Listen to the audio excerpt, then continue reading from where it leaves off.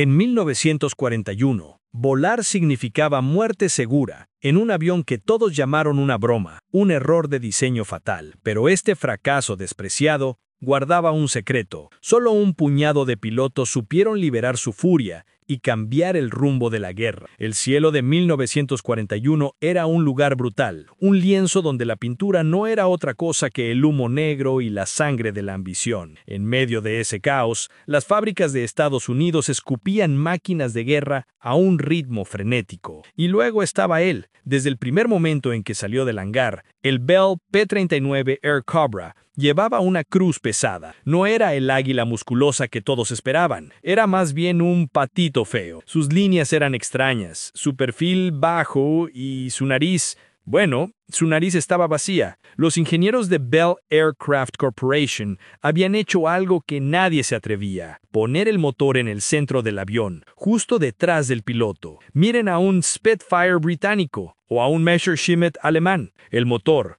poderoso y rugiente, siempre iba al frente, dando al avión ese aspecto de toro listo para embestir. Pero el P-39 era diferente. El motor Allison B-1710 iba montado al centro del fuselaje, conectado a la hélice delantera a través de un largo eje de transmisión que pasaba por debajo de los pies del piloto. Esta decisión, que parecía de pura locura, no era un capricho, era la clave de su mayor y más temible arma, un cañón Oldsmobile M4 de 37 milímetros que disparaba directamente a través del buje de la hélice, justo donde normalmente iría el eje del motor. Piensen en esto, no era un rifle, era un cañón de infantería montado en un caza, un cañonazo que podía destrozar un tanque ligero o borrar del cielo a un bombardero con un solo proyectil. En teoría, era la idea más genial jamás concebida en un avión de combate. Pero la teoría, en la guerra, tiene el pésimo hábito de chocar contra la cruda realidad. Y la realidad del P-39 era fea. Cuando el Cuerpo Aéreo del Ejército de los Estados Unidos lo probó,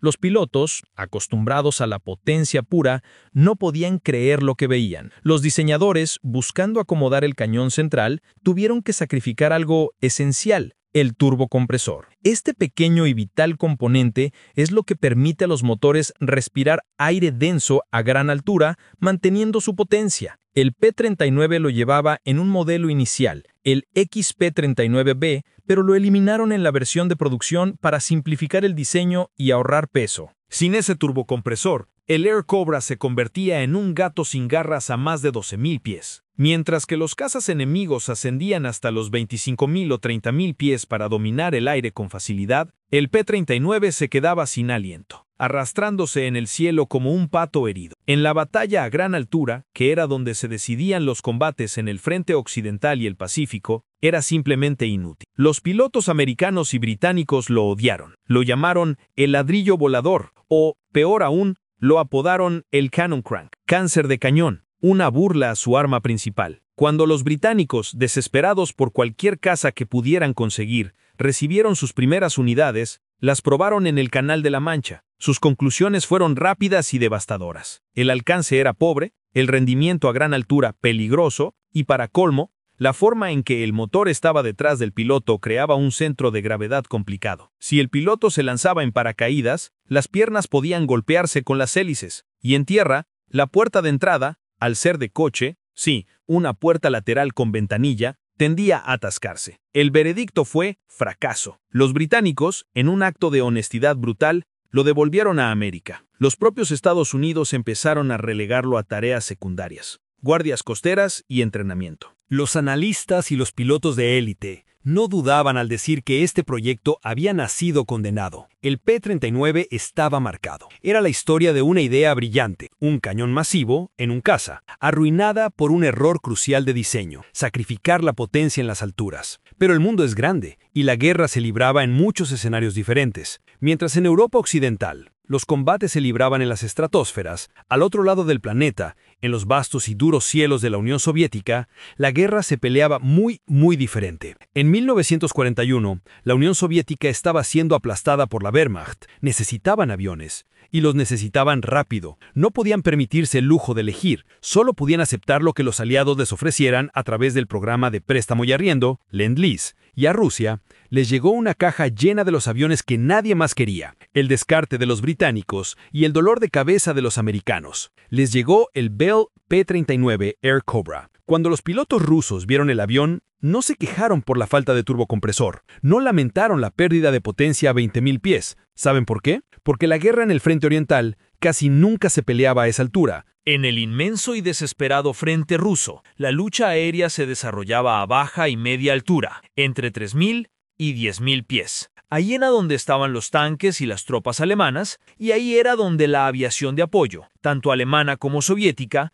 hacía su trabajo mortal. Y es precisamente en esas altitudes más bajas donde el motor Allison del P-39 rendía a su máxima potencia. De repente, el ladrillo volador se sintió como en casa. En las trincheras del frente oriental, el Air Cobra encontró su auténtico propósito, un destino que sus diseñadores, los pilotos americanos y los arrogantes británicos nunca pudieron imaginar. Lo que en Occidente era un fracaso, en el este se convirtió, contra todo pronóstico, en una leyenda temida. La idea del cañón de 37 milímetros, antes vista como excentricidad, ahora era un arma de castigo divino. Los pilotos soviéticos no querían el cañón para derribar casas. No, lo querían para destruir. Era el arma perfecta contra los Junkers 87, Stukas, los Henschel 129 y, lo que es más importante, para aterrorizar a las infanterías y a los convoyes de suministros. El Air Cobra estaba a punto de reescribir la historia, pero no en el teatro de operaciones que todos esperaban, sino en el lodo y la nieve del vasto frente de batalla de la Rusia. Su verdadera historia de éxito apenas comenzaba a escribirse, lejos de la opinión de aquellos que lo habían condenado. El Air Cobra había cruzado el Atlántico y parte de Siberia como un paria, un avión que venía con el estigma de ser el peor caza americano. Pero para los pilotos soviéticos, cada avión era un regalo del cielo, y estaban decididos a exprimir cada gota de potencial de esta extraña máquina. Ellos no veían un fracaso, veían una herramienta, una muy poderosa. La primera clave para entender el éxito ruso con el P-39 fue la mentalidad. Los pilotos soviéticos, a diferencia de sus contrapartes occidentales, no estaban obsesionados con la lucha a gran altura. Para ellos, la guerra aérea era un asunto mucho más personal y se desarrollaba cerca del suelo, apoyando a sus tropas, cazando tanques y despejando el camino a sus ejércitos. Era una guerra de encuentros brutales y a corta distancia, y en ese entorno, el P-39 era un verdadero matón. A baja altura, el motor Allison rugía con la fuerza que se le había negado en las alturas. El P-39 se mostraba rápido, increíblemente maniobrable y, gracias al motor central, era una plataforma de tiro inusualmente estable. La concentración de la masa en el centro del fuselaje le daba una sensación de respuesta instantánea que pocos cazas podían igualar en los giros cerrados, justo lo que se necesita en un dogfight a ras de los árboles. Pero hablemos de la razón de su leyenda. El cañón de 37 milímetros. Un solo impacto de ese proyectil explosivo podía arrancar el motor de un bombardero alemán Henkel HE-111 o desintegrar la cabina de un caza Messerschmitt Bf-109. Los pilotos de la Luftwaffe pronto aprendieron a respetar el sonido distintivo del Air Cobra, porque sabían que si veían los destellos naranjas de esa nariz, su destino estaba sellado. No era solo la potencia, era el impacto psicológico. Ver un avión que te dispara munición diseñada para vehículos blindados cambia tu forma de pelear. El P-39 se convirtió, de facto, en el caza principal de algunos de los ases soviéticos más famosos, esos hombres que se convirtieron en mitos vivientes y cuyos nombres resonaron con la palabra victoria. Uno de esos hombres fue Alexander Pokrushkin. Pokrushkin no era un simple piloto, era un estratega, un innovador. Al principio, como muchos, desconfió del P-39 que le asignaron, pero en lugar de quejarse de sus defectos, Pokrushkin se centró en sus fortalezas. Él sabía que su avión era invencible por debajo de los 15.000 pies, así que redefinió su táctica. No volar alto, sino volar bajo y usar su velocidad terminal en picado para obtener la ventaja posicional. Él y sus hombres modificaron la doctrina de combate. El P-39 era un gran trepador a baja altura, así que la táctica de Pokrushkin era simple, pero devastadora. atacar desde el sol, picar rápido, disparar el cañón de 37 milímetros y luego usar la excelente capacidad de giro del Air Cobra para desaparecer antes de que el enemigo pudiera reaccionar. Esta táctica se conoció como el Kuban Shuffle por la región donde se aplicó por primera vez y se hizo famosa en todo el frente. Pokrishkin llegó a ser el segundo máximo as de la Unión Soviética, con 59 victorias personales.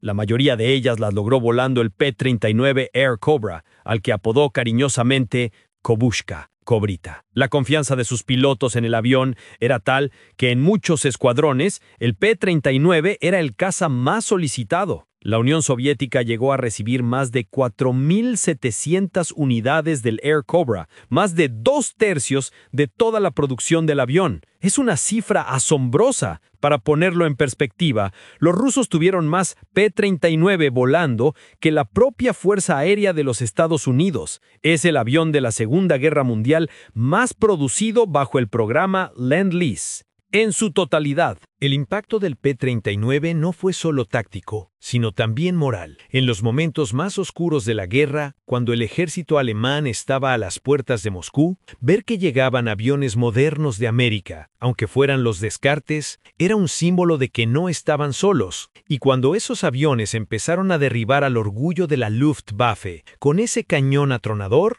se convirtieron en un motor de confianza. Pero el éxito del Air Cobra no fue gratuito. Había un pequeño detalle que la puerta de estilo automotriz del P-39 causaba. Aunque era cómodo para entrar, en caso de emergencia, si el fuselaje se deformaba por el daño de batalla, esa puerta podía atascarse, atrapando al piloto. Muchos aviadores soviéticos, al ser derribados, no pudieron escapar del avión en llamas. Esta era una de las sombras oscuras que acompañaban a la leyenda del Air Cobra. Aún con ese riesgo, su fama crecía. El P-39 participó en las batallas más decisivas: Stalingrado, Kursk, el Kubán. El cañón de 37 milímetros se convirtió en un sinónimo de poder de fuego concentrado, y el avión en un héroe inesperado. Lo que había sido un fracaso tecnológico en Occidente, se había transformado en el Este en una máquina de guerra esencial, vital para la supervivencia de toda una nación. Mientras los americanos se concentraban en desarrollar cazas que dominaran las alturas, los soviéticos habían encontrado la joya oculta del Air Cobra y la habían pulido para dominar las alturas que realmente importaban en su frente, las bajas y media. El P-39 no cambió la historia a 30.000 pies, la reescribió a 10.000, demostrando que la utilidad de una máquina depende enteramente de la mano que la pilota y el escenario donde se le exige pelear. La historia de este avión es la prueba de que el peor juicio puede convertirse en el mayor elogio. El Air Cobra, el fracaso que nadie quería, estaba forjando su propio legado. Un legado de metal y proyectiles de 37 milímetros. Un legado que aún hoy resuena en los cielos de la historia militar. Mientras el Air Cobra se convertía en el arma de elección de los ases soviéticos, al otro lado del mundo, su reputación seguía siendo un lastre. En el Pacífico Sur, la Fuerza Aérea de los Estados Unidos, USAF, también lo empleó, pero el resultado fue, una vez más, decepcionante. En las Islas Salomón, en Guadalcaral, los pilotos americanos volaron el P-39 y su primo, el P-400, una versión de exportación británica que Estados Unidos recuperó. El enemigo allí era el legendario Zero japonés, un caza ligero y ágil, y con un techo de servicio altísimo. La mayoría de los combates se libraban por encima de los 20.000 pies, persiguiendo a bombarderos que atacaban Henderson Field, y de nuevo el Air Cobra se asfixiaba. El Zero podía girar más rápido y ascender más alto. El P-39 no podía competir con eso. Aunque su cañón de 37 milímetros podía destrozar al Zero con un solo impacto, conseguir ese tiro en el tipo de pelea aérea que exigía el Pacífico era como intentar cazar moscas con un cañón. Los pilotos americanos terminaron usándolo, a menudo como un avión de ataque terrestre, una función en la que el P-39 sí brillaba gracias a su robustez y potencia de fuego, pero que no era la misión principal para la que lo necesitaban en ese frente. La diferencia de destino para el mismo avión era asombrosa. En el Pacífico era un estorbo, en Rusia un salvador. La geografía y la doctrina de combate lo eran todo. Piénsenlo bien, los pilotos rusos tenían aviones propios como el Yak-1 o el LAGG-3, que también combatían a baja altura, pero el P-39 les ofrecía algo que sus aviones no tenían: la comodidad, la resistencia y sobre todo ese cañón. La cabina del P-39 era amplia, con buena visibilidad lateral y un tren de aterrizaje triciclo que hacía que los aterrizajes en pistas de hierba o fango, comunes en el frente oriental, fueran mucho más seguros que en los aviones con tren de cola, que eran más propensos a volcar. Además, los rusos fueron ingenieros prácticos. No solo usaron el avión tal como venía, sino que lo adaptaron a su gusto y a su guerra. Los mecánicos soviéticos a menudo retiraban las ametralladoras de 7.62 milímetros que iban montadas en las alas porque su munición era débil e innecesaria. Al quitar esas armas y sus municiones, el avión se hacía más ligero. Menos peso en los extremos del ala significaba una mejor tasa de alabeo, es decir, el avión podía girar de lado a lado más rápido. Esto mejoraba aún más su ya excelente maniobrabilidad a baja cota, convirtiéndolo en un cazador aún más letal en los giros cerrados contra los ágiles Messerschmitt y Focke-Wulfs alemanes. El resultado de esta adaptación rusa no fue solo operacional, sino también personal. El P-39 se convirtió en un objeto de orgullo y respeto entre los aviadores. Se hizo famoso por su radio de onda corta, clara y fiable, algo que los aviones soviéticos de la época no tenían. Esta radio permitía una coordinación de escuadrón mucho más efectiva, clave en las tácticas de Pokrishkin. Los pilotos soviéticos a menudo le añadían sus toques personales, incluyendo matrículas y pintura, y el avión se integró profundamente en la cultura de su fuerza aérea. Otro as soviético, Grigori Rechkalov, el cuarto máximo as de la Unión Soviética, también sumó la mayor parte de sus 56 victorias a bordo del Air Cobra. Él y sus camaradas lo consideraban una plataforma de tiro estable y un avión resistente, capaz de aguantar el castigo. La armadura que llevaba el Air Cobra, especialmente la placa de acero detrás del asiento del piloto y el blindaje frontal, salvó incontables vidas en ese frente tan despiadado. La ironía de la historia del P-39 es profunda. Bell Aircraft había diseñado un avión revolucionario, pero cometió un error fundamental al eliminar el turbocompresor, pensando que la altitud no sería tan importante. Estados Unidos y Gran Bretaña, que priorizaban el combate a gran altura, desecharon el diseño, y en un giro del destino, un país que no lo había pedido, con un teatro de operaciones totalmente distinto, tomó ese fracaso y lo convirtió en una de las herramientas más efectivas de su arsenal. El legado final del P-39 no está en los museos de Occidente, que lo muestran más como una curiosidad. Su verdadero hogar histórico está en las estepas del Este. Fue un avión que, a pesar de sus fallas de diseño iniciales para el propósito original, encontró su nicho perfecto gracias a la desesperación de un aliado y la visión táctica de sus nuevos pilotos. El Air Cobra es la prueba viviente de que, en la guerra y en la vida, el contexto lo es todo. Un martillo no es malo si lo que necesitas es un destornillador. Simplemente estás usándolo en el lugar equivocado. Cuando se le dio el escenario correcto, el que exigía baja altura, potencia bruta y resistencia, ese martillo de 37 milímetros se convirtió en el instrumento perfecto para golpear al enemigo hasta la derrota. Su historia es una lección de humildad para los diseñadores y una oda a la adaptabilidad del espíritu humano bajo la presión más extrema. A medida que la Segunda Guerra Mundial se acercaba a su final, el destino del Bell P-39 Air Cobra en el frente oriental fue evolucionando. El éxito del P-39 y el testimonio de sus ases tuvo una consecuencia directa en el desarrollo de otros aviones. Bell Aircraft Corporation, aprendiendo la lección de la importancia de la altitud, no se rindió. Tomaron la base del P-39, le añadieron un nuevo y potente motor con un turbocompresor eficaz y crearon su sucesor, el P-63 King Cobra. El P-63 era esencialmente el P-39 evolucionado, la versión que los diseñadores americanos siempre quisieron tener, capaz de luchar a gran altura. Pero irónicamente la mayoría de los P-63 también terminaron en el frente oriental. La Unión Soviética, ya acostumbrada a la estructura de Bell, a su diseño robusto y por supuesto al temible cañón de 37 milímetros, recibió casi toda la producción del P-63, utilizándolo para continuar con las mismas tácticas de baja y media altura que habían perfeccionado con el Air Cobra. El fracaso inicial había engendrado una línea de aviones de combate que se convirtió en una herramienta rusa por excelencia. La contribución del P-39 Air Cobra a la victoria soviética no puede exagerarse. Se convirtió en el caza más derribado en combate aéreo individual por los pilotos soviéticos, superando incluso a los propios aviones de diseño ruso y a otros cazas de préstamo y arriendo. Este avión, que fue la burla de los aviadores occidentales, acumuló una lista de victorias que pocos podían igualar. Cuando la guerra terminó en 1945, el P-39 fue retirado rápidamente del servicio en casi todas partes. Estados Unidos y Gran Bretaña, que ya habían evolucionado hacia cazas como el P-51 Mustang y el Spitfire Mark IX, no tenían ningún uso para él. En la Unión Soviética fue reemplazado por los nuevos reactores que definieron la posguerra. Pero el recuerdo del Kobushka, el caza con motor central que disparaba munición de cañón, perduró profundamente. Hoy en día, cuando se habla de los grandes cazas de la Segunda Guerra Mundial, la mayoría de los libros y documentales se centran en los íconos: el Spitfire, el Mustang, el ME-109. El P-39 Air Cobra a menudo se menciona solo como una nota a pie de página, un diseño fallido, una curiosidad.